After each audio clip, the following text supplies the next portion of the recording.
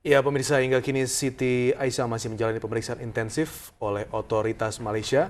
Apa sebenarnya pekerjaan Siti Aisyah hingga diduga terlibat dalam kasus pembunuhan Kim Jong-nam, saudara tiri pemimpin Korea Utara Kim Jong-un. Dan pemirsa, saat ini kami akan menggali informasi lebih dalam terkait siapa Siti Aisyah bersama dengan Direktur Eksekutif Migrant Care Ibu Hanis Hidayah, dan kembali terhubung bersama kami melalui sambungan telepon Pearly, News Editor dari Malay Mail. Selamat sore Bu Anis. Sore Bu Anis. Bu Anis, banyak masyarakat yang ingin mengetahui apa sebenarnya pekerjaan dari Siti Aisyah. Banyak yang menduga bahwa Siti Aisyah merupakan agen dari Korea Utara. Kemudian informasi lebih dalam digali bahwa ternyata Siti Aisyah merupakan korban dari korban. Bu Anis tadi mengatakan habis mengunjungi keluarga dari Siti Aisyah. Sebenarnya siapa sosok Siti Aisyah ini, Bu Anis? Ya, informasi yang kami dapat dari keluarga, memang Siti Aisyah ini buruh migran yang bekerja di Malaysia gitu. Jadi bekerja di apa, informasinya saya kira perlu digali lebih lanjut. Tetapi yang diketahui pihak keluarga memang di Malaysia bekerja, dan dari awal pergi dengan suaminya memang untuk bekerja ke Malaysia gitu. Tetapi yang kami yakini saya kira sama dengan yang disampaikan oleh pemerintah Indonesia, terutama Pak Yusuf Kala di banyak kesempatan mengatakan dia korban gitu. Saya kira terlalu jauh kalau kita mengatakan dia agen gitu ya, karena situasi di Korea Utara itu kan situasi konflik yang sungguh sangat lama, dan ini high tension politik gitu ya, yang saya kira nggak ada kaitannya dengan buruh migran gitu. Dan tidak hanya dalam kasus ini saja, di dalam banyak kasus buruh migran itu menjadi target yang dimanfaatkan oleh sindikat, digunakan untuk menjadi bagian dari jaringan. Jadi Migrant Care sendiri human trafficking, kemudian sindikat narkoba. 51% kasus-kasus buruh migran yang terancam hukuman mati di Malaysia itu mereka menjadi korban sindikat trafficking gitu. Dan baru-baru ini saya kira juga sangat intensif bagaimana jaringan Islam radikal gitu ya, radikalisme juga mengincar buruh migran, dan terbukti di Taiwan, di Hong Kong, kemudian di Korea juga direkrut untuk menjadi bagian dari mereka. Bu Anis, dalam situasi seperti sekarang ini, peran negara yang paling utama dibutuhkan Siti Aisyah apa, Ibu? Yang paling pertama, apakah diberikan pengacara negara begitu untuk masalah hukumnya atau apa?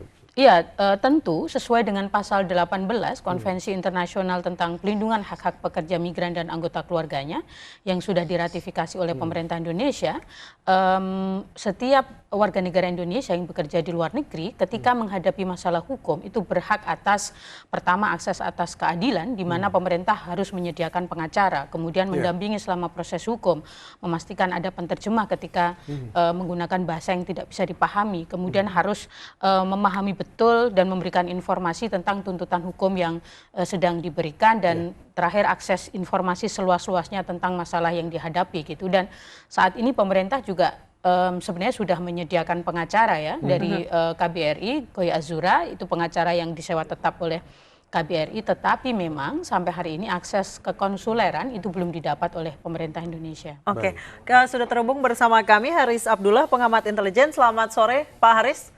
Ya, selamat sore. Pak Haris, sebelum kita berbincang lebih lanjut, kita berbincang dulu dengan Pearly, News Editor Malay Mail, yang sudah sejak tadi bergabung bersama kami. Pearl, akses konsuleran belum diberikan pemerintah Malaysia kepada pemerintah Indonesia untuk mendampingi Siti Aisyah. Informasi dari pemerintah Malaysia sendiri seperti apa terkait hal ini? Informasi daripada sumber mengatakan dia bekerja di sini ya, disebut sebagai seorang tukang urut di sebuah hotel ya. Ya, dan informasi daripada sumber-sumber juga mengatakan beliau telah masuk ke negara ini pada Februari 2. Terkait pendampingan hukum, mengapa sampai saat ini pemerintah Malaysia belum memberikan akses atau izin bagi pemerintah Indonesia untuk mendampingi Siti Aisyah? Apakah ada informasi terkait hal itu? Siti Aisyah telah direman selama 7 hari daripada Khamis lepas untuk membantu pihak polis dalam investigasi. Saya percaya pada hari Khamis, pada hari dia direman itu ada representasi daripada kedutaan Indonesia bersama dia ya, semasa dia direman. Ya. Okay. Baik, saya selanjutnya ke Pak Haris selaku pengamat intelijen dari Bu Anis. Migrant Care mengatakan bahwa tidak mungkin ini Siti Aisyah adalah agent begitu ya Pak ya. Tapi dari Anda sendiri melihatnya bagaimana Pak? Apakah sependapat atau bagaimana? Saya sependapat. Jadi Siti Aisyah ini agent dalam tanda kutip yang sial ya. Jadi apes dia, Dimanfaatkan begitu, Pak? dimanfaatkan. Jadi kalau kita lihat profil dia, itu tidak masuk dalam kategori orang-orang yang bisa digalang dalam operasi-operasi besar. Jadi jauh sekali dari kapasitas seorang yang layak untuk dijadikan sebagai seorang agent gitu. Dan memang betul bahwa TKW-TKW yang di luar negeri itu banyak kasus mereka dimanfaatkan jadi korban sindikat narkoba dan sebagainya. Dan sangat mungkin Siti Aisyah ini juga bagian dari, bukan bagian, artinya satu contoh korban, cuman dalam kepentingan yang jauh lebih besar, yakni untuk mengeksekusi seorang yang cukup penting di Korea Utara. Dan kita berharap pemerintah Indonesia itu bisa mengadvokasi secara maksimal dan paling tidak itu bisa minimalkan hukuman atau meringankan hukuman dari Siti Aisyah. Karena memang kalau kembali ke TKP, ya seorang Siti Aisyah menjadi salah satu eksekutor lapangan ya. Jadi pada kasus yang kita lihat, dan ini tentu sangat bermasalah pada aspek pidana. Cuman apakah kemudian kalau polemiknya dia seorang agen, ya jauh dari indikasi itu. Jadi Baik. lebih banyak dia adalah orang yang dikorbankan, dimanfaatkan. Pak Haris, Anda sebagai pengamat intelijen melihat bila memang dugaan bahwa digunakan Siti Aisyah untuk mengeksekusi dari salah satu orang yang sangat penting di Korea Utara, apa tujuan utama dari apa kita katakan sindikat atau mereka yang menyuruh ini, apa yang menjadi tujuan utamanya? Ya, ini kaitannya ada dua kemungkinan. Ini kaitan dengan konflik, ada friksi di lingkaran kekuasaan Korea Utara di mana Kim Jong Un jadi berseberangan pandangan dengan Kim Jong Nam dan keluarganya. Dan itu kebiasaan di rezim Korea Utara, mereka tidak bisa kemudian biarkan sikap yang berseberangan seperti itu. Bisa jadi operasi intelijen RGB Korea Utara itu kemudian melakukan untuk mengeksekusi. Atau kemudian yang kedua adalah negara-negara yang berseberangan dengan Korea Utara. Jadi karena sempat beberapa pekan yang lalu memang sempat memanas setelah Korea Utara meluncurkan rudal uji coba yang mereka lakukan itu. Ini kan buat gerah juga di kawasan negara-negara tetangganya, terutama adalah Korea Selatan. Demikian juga negara-negara sekutu yang menjadi bagian dari Korea Selatan. Jadi negara-negara musuh dari Korea Utara dan operasi itu dilakukan untuk mendiskreditkan penguasa atau rezim Korea Utara. Dan tentu ada kepentingan politik suksesi ke depan. Jadi berharap Korea Utara ada perubahan, jadi rezim yang lebih ramah pada kepentingan-kepentingan negara tetangga, terutama adalah Barat. Gitu. Baik. Oke, Pak Haris, sebelumnya berdasarkan informasi dari rekan kami di Malay Mail, Perli, bahwa pemerintah Korea Utara ini menuding pemerintah Malaysia berusaha menutup-nutupi dan terlibat permainan politik terkait hal ini dengan tidak diperbolehkannya, maksudnya hasil dari otopsi jenazah Kim Jong Nam sendiri ditolak oleh pemerintah Korea Utara. Kira-kira apakah memang ada permainan politik di balik itu antara Malaysia dan Korea Utara? Saya justru melihatnya bagaimana Korea Utara untuk segera menutupi kasus itu. Jadi tidak melebar kemana-mana, jadi segera diminta untuk dibawa pulang ke Korea Utara. Jadi, karena kalau kemudian di Malaysia ini digelar jadi pengadilan yang fair, penyidikan yang fair dan pengadilan yang seadil-adilnya, ada kemungkinan akan kebuka. Jadi siapa orang-orang yang menjadi mastermind di balik Siti Aisyah dan kawan-kawan dia yang menjadi eksekutor itu. Jadi dan ini akan buka apakah benar bahwa rezim Korea Utara yang menjadi mastermind dari pembunuhan terencana ini atau kemudian adalah pihak luar. Jadi saya justru melihat sebaliknya ada indikasi Korea Utara segera ingin close jadi kasus ini dan kemudian menutup ini sebagai sebuah accident atau kemudian kecelakaan biasa. Gitu. Baik, saya kembali ke Bu Anis. Bu Anis, kita melihat ada ribuan tenaga kerja Indonesia di luar sana begitu. Butuh perhatian, butuh perlindungan untuk mereka. Hal-hal seperti ini sungguh sulit untuk apalagi bila memang ada yang dengan sengaja, bila skenario dengan sengaja memanfaatkan seorang Siti Aisyah untuk melakukan eksekusi atau hal-hal seperti ini. Kedepannya bagaimana Ibu dari pemerintah?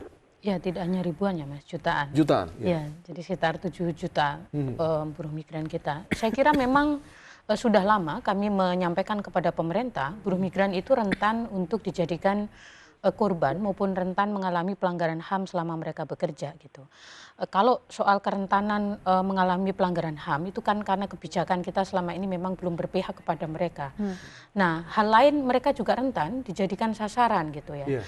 Pengalaman kita dari kasus Dwi Wulandari yang kami advokasi beberapa tahun yang lalu yang sampai saat ini masih menjalani proses hukum di Manila misalnya, itu dia juga ditawarin pekerjaan ke Taiwan dengan gaji yang lumayan tinggi, tetapi faktanya kemudian ditawari untuk ikut bisnis kain sari ke India gitu, kemudian diterbangkan ke India, ke Dubai, ke Peru, ternyata dia dijadikan sebagai kurir narkoba gitu ya, dan tertangkap di Filipina Manila dan mengatakan mereka sebagai sindikat itu kan kesimpulan yang menurut saya tidak berdasar gitu, karena kalau kembali melihat bagaimana kehidupan mereka di kampung halaman itu kan luar biasa jauh dari cukup gitu, sehingga kenapa mereka terpaksa keluar negeri.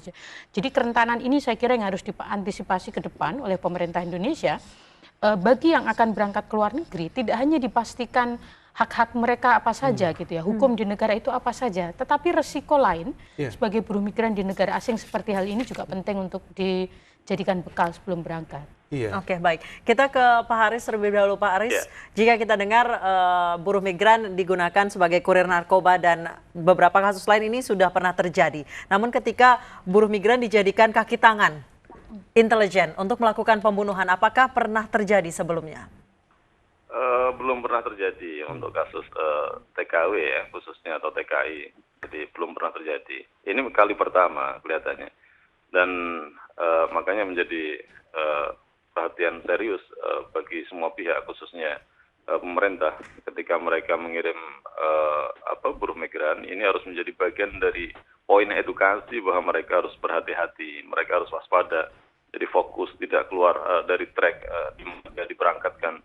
Jadi karena memang orang-orang yang kelas menengah ke bawah, pendidikan, pengalaman dan sebagainya, ini rentan ketika ada pendekatan-pendekatan yang bagus oleh sindikat atau kemudian oleh agen tertentu atau intelijen untuk kepentingan mereka, ini sangat mudah. Jadi sebagaimana sosok seorang Siti Aisyah ini, jadi kalau kita profiling dari latar belakang keluarga, pendidikan, kemudian bagaimana dia masuk ke Malaysia, jadi ini adalah kelompok yang termasuk sangat rentan, jadi mudah sekali dideketin. Jadi apalagi kemudian background pekerjaan dia juga di wilayah yang mudah berinteraksi dengan banyak orang dan manfaatin oleh banyak orang gitu. Baik Pak Haris, ini tidak hanya masukan untuk pemerintah tapi juga untuk keluarga begitu ya Bu Anis ya, untuk masalah pendidikan dan juga latar belakang.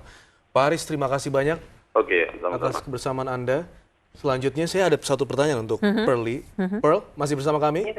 Ya, masih di sini. Sampai sejauh ini komunikasi antara pemerintah Indonesia dan Malaysia bagaimana menurut Anda? Tapi nanti dijawab setelah usai jeda yang satu ini. Halo.